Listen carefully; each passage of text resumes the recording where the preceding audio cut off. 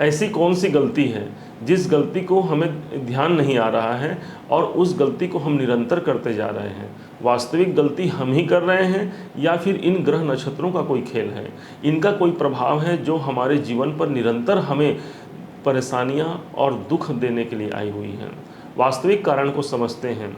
आपने हमारा पहला वीडियो देखा ही होगा जिसमें आप लोगों ने अनेक प्रश्न किए और उसी प्रश्नों को ध्यान में रख करके हमने उसी का यह दूसरा भाग लेकर के आप लोगों के समक्ष उपस्थित हुए हैं, ताकि आप भली भांति अपने राशि और अपने लग्न के अनुसार ये सुनिश्चित कर पाएँ कि ऐसा कौन सा कारण है जो अभी तक आपके दुखों और आपकी समस्याओं से आपको वंचित नहीं रख रहा है।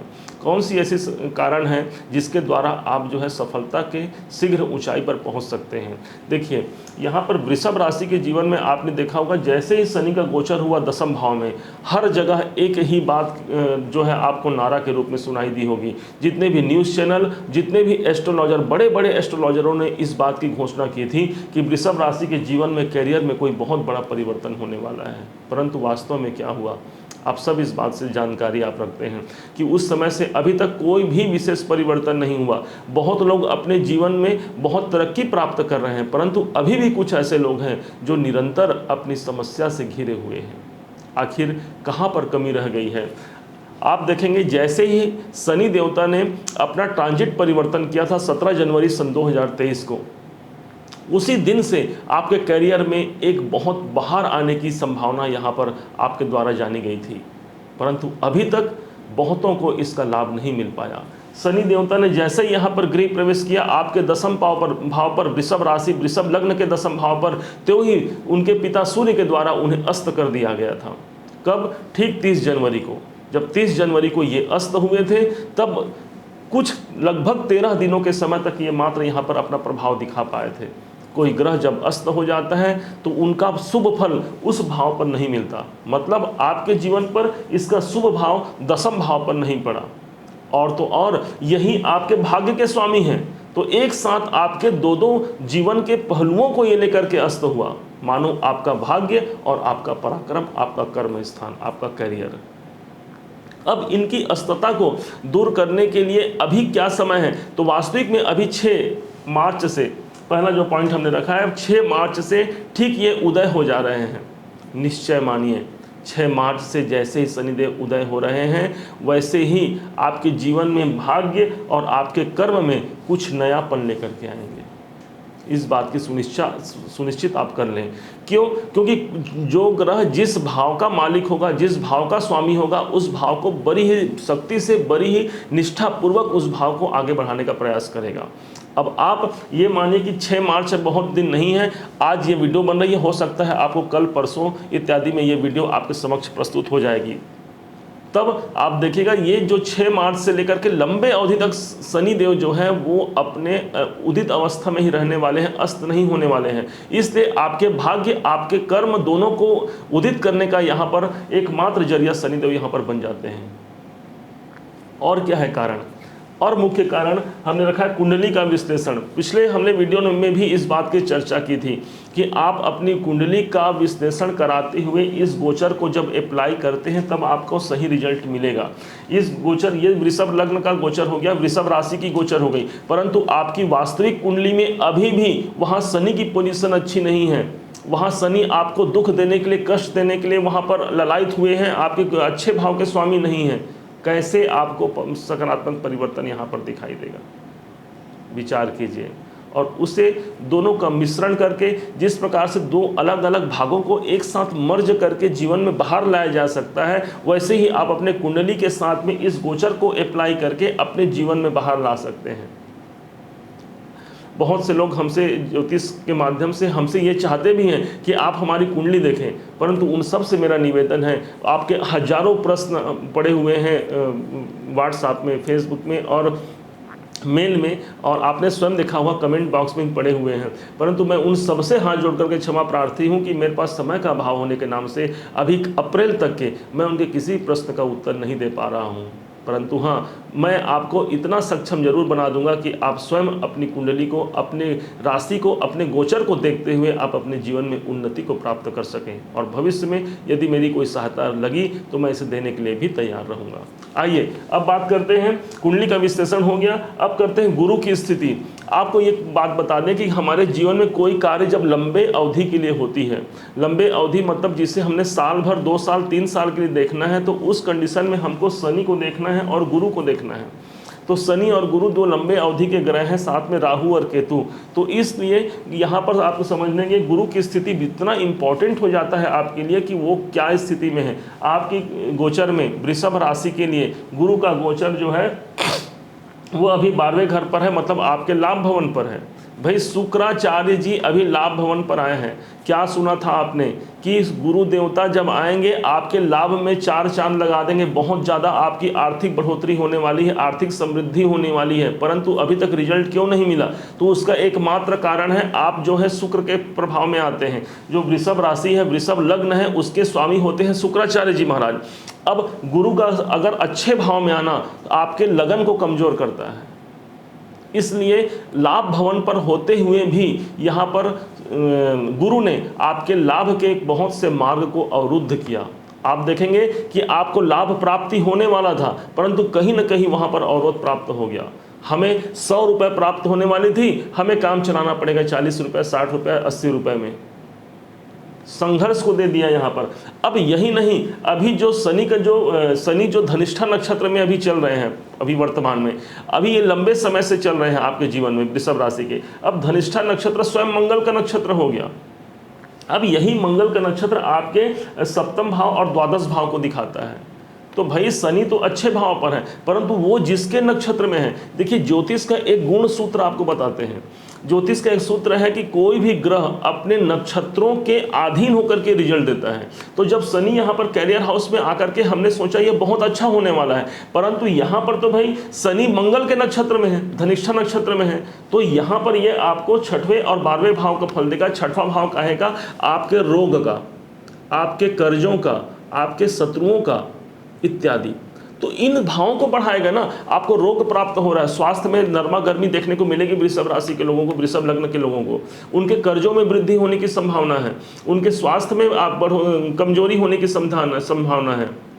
और साथ में इनके जो अपोजिट साइड के लोग हैं, जो इनके शत्रु हैं, इन शत्रुओं में वृद्धि होने की संभावना है। कारण यही है कि शनि का गोचर यहाँ पर है। शनि 10 भाव में गोचर तो कर रहे हैं, परंतु जिनके नक्षत्र में हम वो 6ठे भाव को दिखा रहे हैं। कहाँ से आर्थिक स्थिति से आपको मजबूत कर पाएंगे? ऊपर से ये हो गया कि यहाँ पर द्वादश भाव के स्वामी ही मंगल देव बनते हैं, जो कि खर्चे का है, परेशानियों का है। तमाम मेहनत के पश्चात भी हमें सफलता क्या प्राप्त हुआ? तो बस वहीं के वहीं हम रह गए। हालांकि बहुत लोग इस समय पर बहुत ज़्यादा ग्रोथ कर रहे हैं, अपने जीवन में बहुत सफलता को प्राप्त कर रहे हैं, परंतु कुछ लोग क्यों अभी भी परेशानी का कारण अभी भी उनके जीवन में बना हुआ है। कारण आपके समक्ष यहाँ पर प्रस्तुत है। अब क्या होगा? अब बहुत अच्छा होने वाला है। कब से? तो 14 तारीख से। 14 तारीख वो डेट होगी, शनि धनिष्ठा नक्षत्र से निकल जाएंगे। मतलब अभी ये जो मंगल के नक्षत्र में थे, मंगल के नक्षत्र से निकल के वो पहुंच जाएंगे सद्भिषा नक्षत्र में 14 तारीख को। इसके ऊपर हमने आगामी भविष्य में वीडियो लेकर के आएंगे, आप उसे देखिएगा। अब जब ये 14 तारीख को ये जब नक्षत्र परिवर्तन करेंगे तो ये पहुँच जाएंगे किनके? राहु के नक्षत्र में। कौन पहुँच जाएंगे? शनिदेव। ऑलरेडी शनि की दृष्टि पड़ रही थी राहु पर, मतलब आपके पराक्रम, आपने जो आपके करियर में आपने देखा होगा कि अधिकतर व्यय की संभावना, करियर में कोई ग्रोथ नहीं। करियर में जो लोग करियर में अभी हैं, अब 14 तारीख के बाद क्या होने वाला है? तो 14 मार्च के बाद जो है करियर में आप देखेंगे, हो सकता है कि आपको कहीं बाहर जाने का योग बन जाए।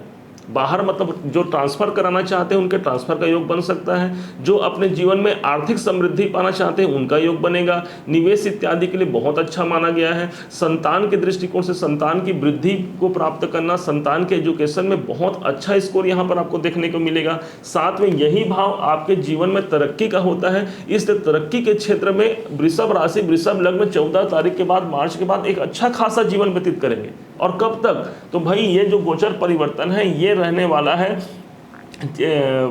5 अप्रैल 5 अप्रैल 2024 तक। अब ये अप्रैल 2024 तक का जो समय रहेगा वो कितना प्रभावकारी रहेगा कि वो राहु को प्रभावित करेंगे। राहु ऑलरेडी यहाँ पर अक्टूबर तक है, तो अक्टूबर तक का समय आप यूँ मानिए कि आपके लिए एक निवेशक समय रहेगा, आपके जीवन में एक बेहतर परिणाम को लाने वाला समय रहेगा।